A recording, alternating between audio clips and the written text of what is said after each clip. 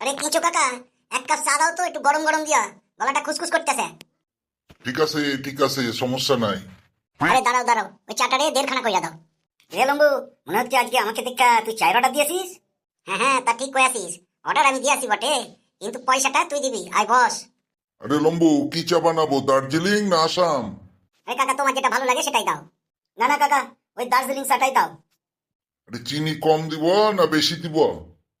না না, চিনি কমই দাও, কম দাও, কম চলুন। দুধ চা করবা না লিকার চা করুম? আরে কাকা, এত কিছু জিজ্ঞাসা করার কি আছে? যেটা তুমি ভালো পারবে, যেটাই তোমার প্রফিট হবে সেইটা দাও। আমি তো আর পয়সা দিচ্ছি না, কেলটু দিচ্ছে। হ্যাঁ হ্যাঁ কাকা, দুধ চা করো, দুধ চা। তো কি দুধ দেবো, গরুর দুধ না পাউডার দুধ না প্যাকেটের দুধ? কাকা স্টপ স্টপ, এখন কোনো চা লাগবে না। আরো দুটো পেঁচা আইতেছে, আমি পরে কইতেছি কি কি লাগবে। আবার কোন পেঁচা এলো? দেখ দেখ, পিছনটা ঘুরা দেখ। ওই তো তোতলা, আর তার সঙ্গে আসছে পচা। দেখ দেখ, কাকে নিয়ে এসছি। ওয়েলকাম ওয়েলকাম, তো বতো বতো। আমাকে ভ্যাঙাচ্ছিস, বুঝতে পারছিস? আমার ক্ষমতা আমি খেয়ে, হ্যাঁ আমি জানি, তুই খেতে গেলে পাগলা কুকুরের মতন হয়ে যাস। তুমি একটা আস্ত বোকা। তো কোনো দুষ্ট করিসনি, এটা কাকা আছেন, শুনতে পারলে কিন্তু বাবারে বয়া দেবে, তখন কিন্তু পিঠের একটা আস্ত চামড়াও থাকবে না। আরে আমি বলছি, তুই একটা বোকা ছেলে। একটু তোকে নিয়ে এলাম, একটু বসতে বল। প্রথমেই ওর মাথাটা গরম করছিস। চায়ের অর্ডার দিয়েছিস নাকি লম্বু? না না, কে একটু নতুন গাড়ি কিনেছে, বুঝলি? আরে কে ক্লা টু ভাই, তো তুই এই গাড়িটা বা বা থাম থাম ভাই, বাকিটা আমি বলে দিচ্ছি। না না, আমি বলছি এই গাড়িটা বাড়ি থেকে কবে নিয়ে এলি? আরে বাড়ির গ্যারেজ থেকে লয়ে আইছি, ঠিক আছে? সেটাই, এই তো 4 দিন হলো কিনেছি। আরে দূর বা, তো চুপ চুপ চুপ, তুই ভাই বস, মাথা ঠান্ডা রাখ। তা ভাই, তো তুই পরীক্ষা কেমন দিলি রে?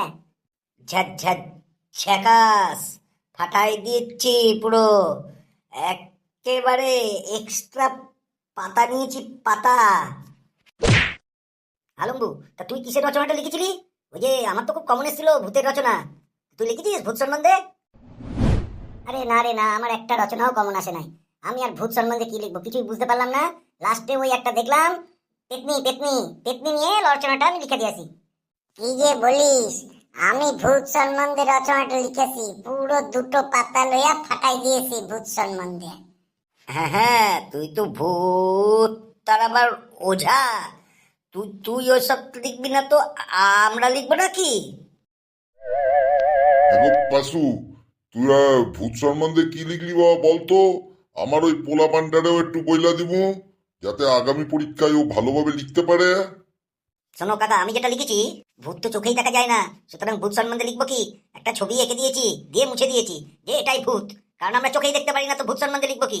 দিয়ে 3টে পেজ পুরো খালি ছেড়ে দিয়েছি যে এটা ভূতের রাজত্ব, এই বলে আমার রচনা শেষ করে আছি। ঠিক করেছিস, ঠিক করেছিস, সত্যি তো ভূত খালি চোখে দেখা যায় না, তাহলে আমরা লিখবো কি কইরা? খালি পাতায় জমা দেওয়াটা ঠিক আছে। তুই পুরো 10-এ 10 পেয়ে যাবি রচনায়। তাহলে আমি কি লিখা ভুল করলাম? আমি তো পুরো 2টো পাতা জুড়ে লিখেছি ভূত সম্বন্ধে। না না বাবা পেশো, তুই বলতো কি লিখেছিস। আমি দুটো জিনিসই আমার পোলা পান্ডারে বলবো, ও স্যারের সঙ্গে আলোচনা করে নেবা, যেটা বলবে সেটাই লিখবে। আমি লিখেছি, প্রথমে ভূত তো চোখেই দেখা যায় না, কিন্তু মনের মধ্যে থেকে যায়। আগেকার দিনে রাজরাজাদের আমলে অনেক রকম ভূত থাকতো। বাবা ভূত, চানা ভূত, বাঁকা ভূত, সোজা ভূত, ঘোড়া ভূত, ল্যাংড়া ভূত, কানা ভূত। ও দিন পরিবর্তনের সাথে সাথে ভূতেদেরও পরিবর্তন হয়েছে। এইসব ভূতদের এখন দেখা যায় না বলেই চলে। এইসব ভূতদের কথা শুনলে আমাদের ঘরের বাচ্চারা কাঁদা ওঠে। সুতরাং পরীক্ষার খাতায় এইসব ভূতদের সম্বন্ধে যত কম আলোচনা করা যায় ভালো। বাচ্চারাই আমাদের ভবিষ্যৎ। আসুন আমরা মডার্ন ভূতের সম্বন্ধে, মানে এখনকার সমাজে যে ভূত দেখা যায় সেইটা সম্বন্ধে বলি। এখন যে ভূত দেখা যায় তার প্রথম নাম হচ্ছে বাসি ভূত। মানে যে মানুষটা 10-12 বছর আগে মারা গেছে কিন্তু এখনো ভোটার লিস্টে নাম রয়ে গেছে, সেটাই হচ্ছে বাসি ভূত। এরপর আসছি টাটকা ভূত, যে কিছুদিন আগে মানে বছর দেড়েক আগে মারা গেছে অথচ ভোটের খাতায় নাম রয়ে গেছে, সেইটাকে বলে টাটকা ভূত। হ্যাঁ, ঠিক ঠিক বলেছিস।